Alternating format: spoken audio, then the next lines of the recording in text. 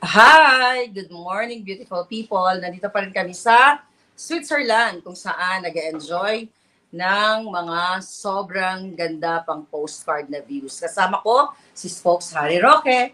Hello, Maharlika, Dragon Lady, magandang araw sa inyong lahat.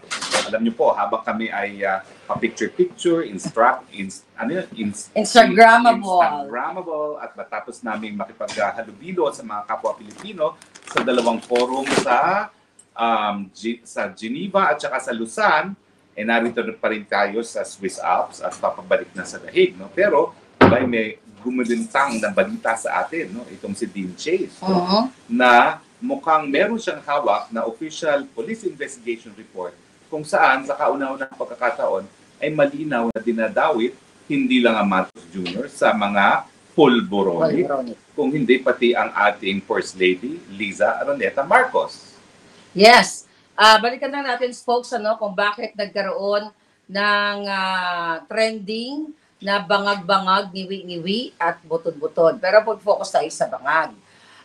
Balikan natin kung bakit ba nagkaroon ng bangag issue. Maliban doon sa statement ni Pangulong Duterte noong January doon sa hakbang na may isog. May mga pangyayari na talagang magpapatunay na itong mag-asawang ito ay tunay ngang bangag. Tunay nga. Babalikan natin yung PDEA leaks, di ba, sa Senate. Then, ang pag-expose ni Cathy Binag na inabutan siya ng polboron o inalok siya ni Lisa Tanas. Ang sabi nga, do you want? Tapos ngayon, ito ang report sa Beverly Hills Police na kung saan may mga witnesses pala. So I stand corrected. Hindi pala ito yung kauna-unahan na impormasyon na nadawit din sa pulboronic ang Liza Araneta Marcos. Pangalawa na nga pala ito. Ang unang nagsabi ay si Cathy Binag na sinabi niya nung nandun sila sa tahanan ng mga Marcos sa Nara Street, sa Forbes Park, ay inalok siya ni Liza Marcos at mukhang nagpanik nung sinabi ni Cathy Binag na hindi siya gumagamit. No? At ang tanong, why are you here? No? Medyo na-nervous sila. No? Pero yung issue ng bangag laban kay Marcos Jr., well, bago pa mailunsad ang maisog noong Enero 2024, sinasabi na talaga ni dating Pangulong Presidente Duterte nung siya ay mayor sa Davao, nakakatanggap na siya ng ebidensya na itong may isang kandidato daw, hindi pa niya pinangalanan, no? Para presidente, at gumagamit ng pulboronic kapag siya ay dumadalaw dyan sa syudad ng Davao, kasama yung mga anak-anak ng mga pinakamayayaman dyan sa Davao. Doon sa maisog ng Enero niya, in-identify kung sino yun, at sinabi nga niya, ito ay si Marcos Jr. Kaya naman importante po, huwag po tayong matakot na magbangag-bangag dahil ito pong bangag-bangag, ang pinanggalingan niyan ay si Tatay Digong mismo. Wala nang iba base sa mga impormasyong binigay sa kanya bilang isang alkalde at bilang isang presidente na rin. No? Pero itong si Liza Araneta Marcos, bukod kay Cathy Binag, walang sinabing pulboronic din siya ang ating dating presidente. No? Yeah. At ang kauna-unahang indikasyon na mukhang pulboronic din siya ay itong police report na ibinasa ngayon ni Dean Chase. So, Maharlika, sabihin mo nga, ano yung mga nakasaad dun sa police report na bago? Meaning, kasi binasa niya yung isang police report na alam niya may kopya ka. No? Pero meron siyang additional na nakuha. At ano yung mga dagdag na impormasyon na nakuha niya na wala dun sa police reports na hawak na rin? So, sinabi niya, dun kasi sa unang police report na nirelease sa akin, ng Beverly Hills Police, walang witnesses. This time, may mga witnesses, di ba? May mga statement. May mga statement na nung nasa Waldorf Hotel sila at nag-happy sila, nakitaan ng parang reaction itong si yung namatay na di umano na over-D. Okay? So, at ito ay sinabi ni Lisa, based na dun sa document, na normal lang na reaksyon ng nagbabangag. Okay. So, kung ganyan, di ba? Kung ganyan na nakita na pala ni Lisa Tanas at binaliwala niya yung manifestations ng isang nagbabangag, dapat siya managot dahil hindi niya bilang isang first lady, I hope, kung matino siya, mahalaga ang buhay ng tao, mahalaga yung nakikita mong danger, di ba? So, dapat tumawag na kaagad ng paramedics or 911 kasi may gano'n ng eksperyensya. So, dinownplay niya. In fact, sabi ng isang witness, itong si Liza Araneta Marcos, ang siyang nagsabi, wag muna tayong tumawag ng tulong. Kasi normal lang yan. Dilipas din yan, kumbaga. Correct. Hindi natin alam kung yun talagang dahilan o nagdadahilan lang siya dahil alam niya na kapag tumawag ng tulong, nandoon siya. At hindi po pwedeng i-deny na nandoon siya. No? So, yan po ang isang bagong indikasyon, no? Na meron na talagang witness na nagsabi na nandoon si Liza Araneta Marcos. So, wala nang kaduda-duda. Kasi doon sa nakuha ng police report, wala mga pangalan. No? Pangalawa, na siya ang nakapansin at nagsabi na magpahinga ka lang, diyan ka lang. At nung nagmungkahi na tumawag ng tulong, ang nagsabi na wag na muna ay si Liza Araneta Marcos. No?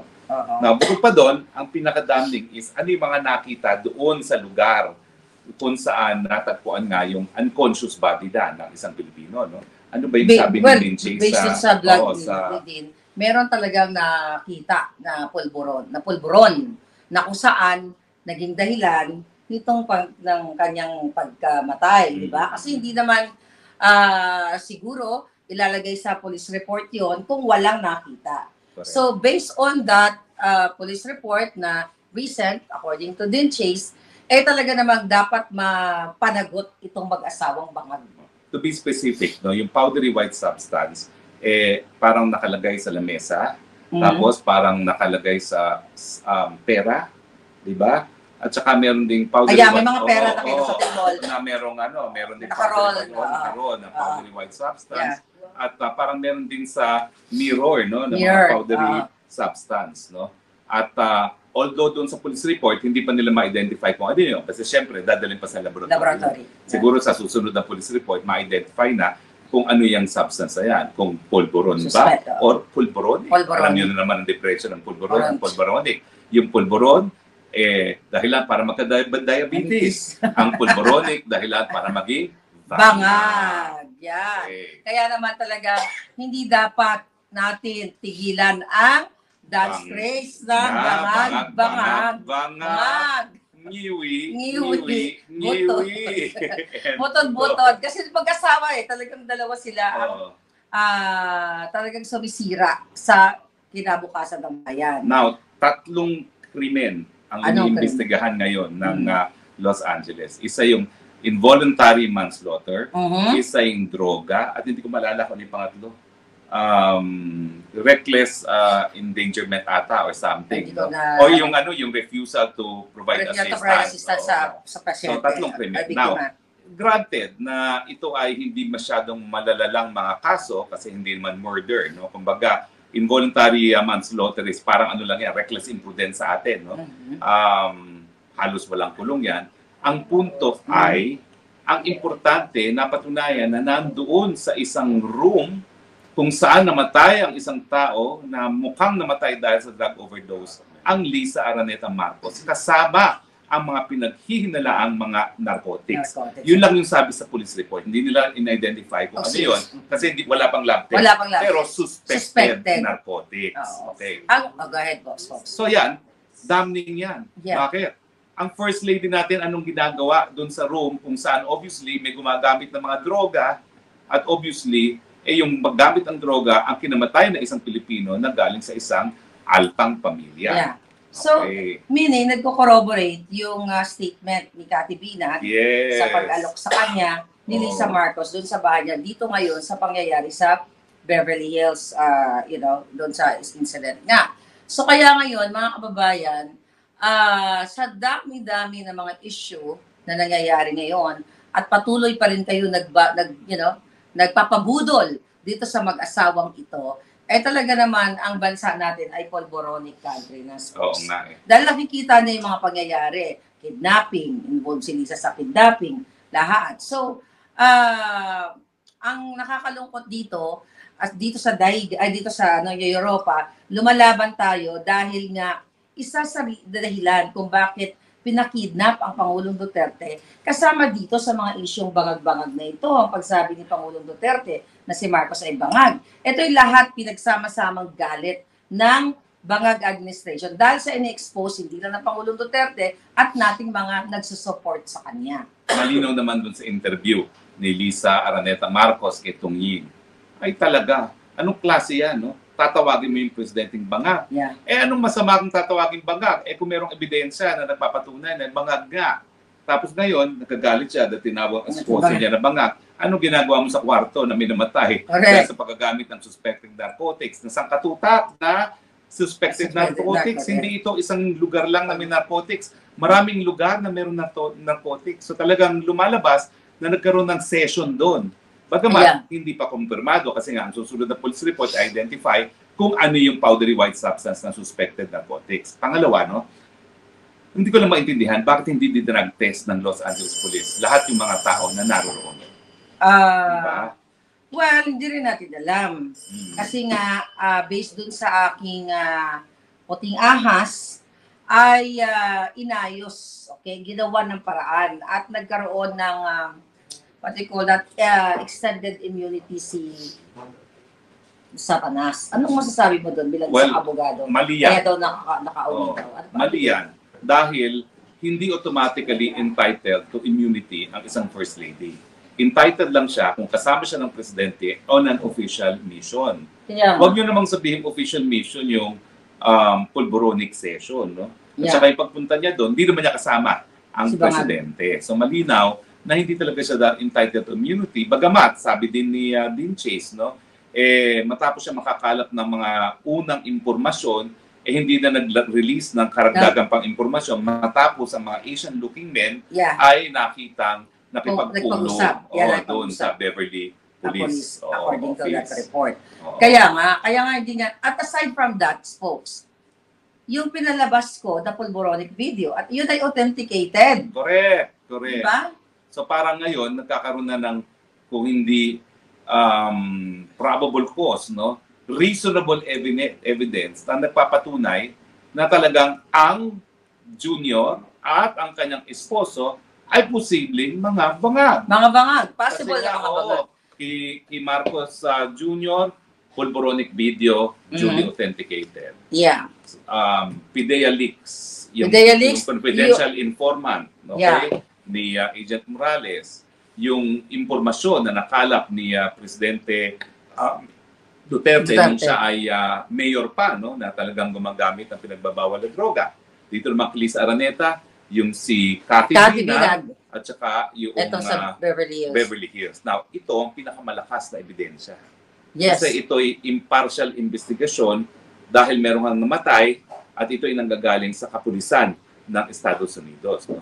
Kung may duda tayo minsan sa katapatan ng pulis sa Pilipinas, dahil lalo na nandiyan yung Torre, no? Siguro naman walang magdududa sa katapatan ng investigasyon na ginagawa ngayon ng Hollywood Police Department. Yeah, and I hope talagang lumabas na yan sa lalong madalang panahon. Kaya, in connection, kung bakit nandito ako, biktima ng mag-asawang pulboronic, itong si Pangulong Duterte. Kaya hindi natin pwedeng sabihin na wag tayo, pag may mga events tayo dito, whether birthday ni Pangulong Duterte, birthday ni Vice President Sara, na hindi tayo pwede magbangag-bangag.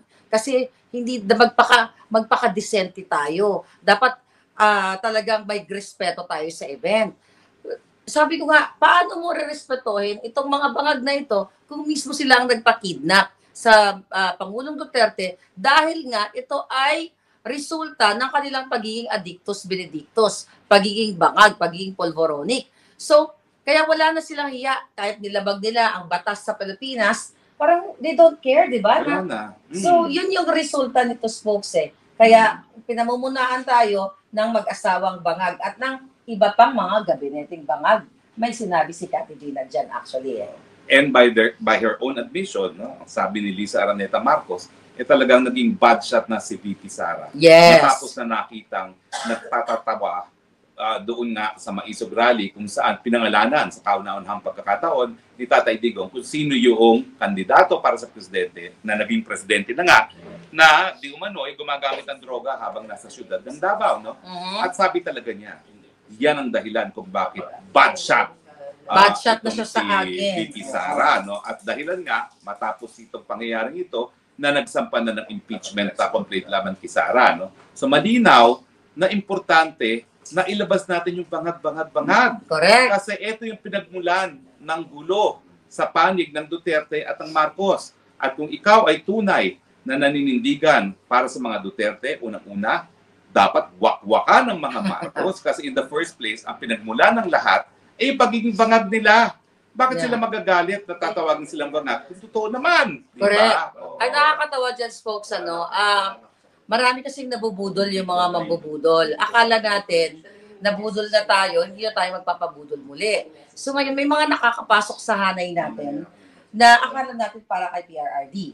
Pero nasasaktan sila kapag sinasabi nating bangag o adik o magnanakaw ang pamilyang ang pamilyang Marcos. Lahat sila. So ang tanong dito, mga kababayan, ito bang mga taong ito, imagine na sasaktan sila sa bangag, sa magnanakaw, sa issue ng mga Marcos, at hindi dapat natin binabanggit ito kapag nandoon si Amy Marcos. So, ano to? Saan sila sumusuporta? Kay PRD o sa mga bangag? Or talagang produkto sila ng kultura ng Marcos dahil naniniwala sila doon sa pagiging immeldific. Only the beautiful must be said. Lalong-lalo na akong birthday. Ay kulang na lang, gusto ata tayong paawitin ng may bagong duka. May bagong bangag. Oy, ayan. May bagong bangag. Kaya Na gagawa sasabayan ng mga moves na bangag. No, kasi ang dami kasing nagme-message sa akin na talagang galit na galit sila, na yan follow daw nila yung mga taong pinoprotektahan yung mga Marcos. Spokes, ulit-ulitin natin. Sinasabi nila na magbigay daw tayo ng respeto kay Inday Sara. Nagbibigay po kami ng respeto kay Inday Sara pero hindi niya kami sinusupil sa aming pagsasalita laban sa mga Marcos. Kasi ito ni Mayor Baste, di ba? So hindi totoo na dapat tayo ay magbait-baitan kapag kaharap ang mga Marcos. Hindi po ako nagbait-baitan. Hindi rin si Spokes nagbait-baitan dahil narinig niya mismo ang winakwak ko kay Amy Marcos. Ulitin mo nga kung ano yung winakwak ko sa bruwang yun. Walang personalan to, pero yung kapatid mo at saka yung sister-in-law. Bangag. So bangag, rider din bangag. Hindi lang yun, mga kababayan. Malutong na malutong. Bangag. Kung nakikita nyo, Spokes, nakatayo kami doon. Nakatayo kami doon, nakaganyan ako, di ba? Yun ang pinag-uusapan. Ang sabi, pinapalabas kasi nila, naduwag daw ako para ganun kay Amy. Anong gusto nyo? Barbaric act? Sasapakin ko si Amy? Walang ganon. So, habang nakaganon ako, siyempre, disente ang dating ko, sabi ko sa kanya, eto eksena. Sabi niya, bakit ka magalit sa akin? Sabi ko na walang personalan, kapatid mong bangag. Sabi ko na yung sister-in-law mong bangag, pero nakapost pa rin ako, di ba? Hindi halata ng ating mga palangga. Akala niya nag-emote lang ako. Yun yung katotohanan doon, kahit tignan mo yung video doon. At ako, sinabi ko rin sa kanya ito, first time na sasabihin ko ito, ha? Nung tinabi niya, bakit ka ba, alam mo, naka-third person pa siya. Bakit pagalit si Harry Roque, si Maharlika sa akin? So sinabi ko, alam mo, ako meron tayong GC. At alam mo na akong pinakahuli-huling bumitiw sa'yo. At sumuporta dun sa desisyon tanggalin ka dun sa GC, okay? Pinanggal siya sa GC. Kasi nga, naniniwala naman ako na talagang gusto niya pangalagaan yung pangalan ng Marcos. Yeah. Kaya lang, pinaasa niya tayo doon sa isang punto na sasabihin na niya ang totoo. At tinanong ko siya muli, nung kami na nanghalian, bakit pa kasi hindi mo pa sabihin bangag ang kapatid mo? Yeah. Ang sagot niya, consistent. Pangalawang beses niya sinagot yan. Kasi wala akong ebidensya. Hindi ko naman nakikita yan. Halos di ko nga sila nakikita. Mga anak ko pumupunta sa Malacanang, pero ako hindi na pumupunta. Dahil to quote her, gusto ko silang patayin. Okay? Unquote. Okay? Unquote. Yeah. Oo. So, pero hindi niya sinagot yung tanong. Kasi naniniwala naman ako na kung nabasa niyo yung Rolling Stone magazine na nung siya ay nasa Oxford, siya yung tagabili ng kilo-kilong cocaine. Nasa Rolling Stone magazine yan, ha? Hindi yan invento lamang. Inuulit ko lang kung ano sabi ng Rolling Stone magazine. Siguro, alam naman niya na may problema. At kung doon pa lang, kolehiyo pa lang, meron ng problema, alam niya na may attempts din na para pumasok sa rehab. Although that's covered by privacy. Alam ko yun, we respect that. Pero at least alam niya kung bangag o hindi ang kapatid niya. And yung issue naman ng pagiging fagag, hindi ito petty as you say, no? Yeah. Kung hindi, ito ay isang impormasyon na sakop nung sinasabi ng saligang batas na may karapatan ng taong bayan na malaman. Kasi ito'y nakakaapekto sa buhay ng ordinaryong Pilipino. Kung bangag ka, talagang kakaladkarin mo yung bansa natin sa gera na wala naman tayong kinalaman. Kung bangag ka, wala kang solusyon sa problema ng kagutuman. Wala kang solusyon kapag merong mga abiryang dumaan sa Pilipinas. Kaya naman yung sinabi niya, matapos ng isang malaking bagyo na dumaan sa Pilipinas, anong gagawin natin? Yan ang resulta kasi pag wala ka sa tamang pag-iisip. So yan ay merong karapatan ang taong bayan na malaman, bangag ka nga ba? At syempre, kung talagang gusto niyang pasinungalingan, yung ayaw niyang gawin, hair follicle test. Yes. Bakit? Kasi yan ang talaga will put an end to everything. Si Vic Rodriguez sa kanyang libro, sinabi niya na yung pamamaraan niya para patayin nga yung issue na siya yung sinasabi ni Presidente Marcos na na gumagamit ng droga, no? Dahil yung time na yon, sabi ni Presidente Duterte, kandidato para presidente. O anong sabi ni Vic Rodriguez sa libro niya? Pinakuha niya ng urine test na nag-negative at dinala pa yung tao ng Sintox. Ang problema sa urine test kasi, madali mawala yung trace ng droga sa ihi. Kaya kinakailangan hair follicle test. Pero ang punto ko lang, kung talagang gusto na niya manahimik itong issue ng bangag ka ba, mag-hair follicle test kasi that will put an end to the controversy kung negative ang resulta. No, and aside from that, kung I don't know kung napanood mo, during the Senate hearing, yung urine test na yan, in-invite yung doctor na nag-test sa kanya. Nagkaroon ng ng kahina-hinalang mga sagot. Kaya nga, mayroong lapses doon sa timeline. But anyway, we will not discuss that. Ang dami na nating discussion about it. Gusto ko lang balikan yung Amy Marcos, yung lola mo. Ito din, kung ikaw ay nagsalita doon tungkol sa pag-uusap niyo during lunchtime, doon sa tent, meron doon isa, na bisita. Gusto ko lang linawin, hindi si Atty. Vic Rodriguez yon. Pero eto yung sinabi sa akin, matutuwa kayo dito, dahil nakaupo kami ganyan, with poise kami lahat. Dahil din si Vice President, doon ka rin. Pero katabi ko tong personalidad na ito, ang sabi sa akin, Maharlika, bakit nandito yung inutil na yan? Referring to mangga. So, ganun po yun. So, hindi lang kami. So, civil lang yung mga taong to. Ang mga kadyutahan kasi nila, gusto nila, matapang daw ako, sapakin ko si Amy. Hindi ako barbaric katulad ninyo. Pero meron doon talagang personality na love ko din. Nakaupo siya ng bongga-bongga. Ganito yung upo namin. Siyempre, emote kami ganyan. Dahil nandun si Inday, chika-chika, ganyan-ganyan. Maharlika, bakit nandito yung inutil na yan? Ito ba si...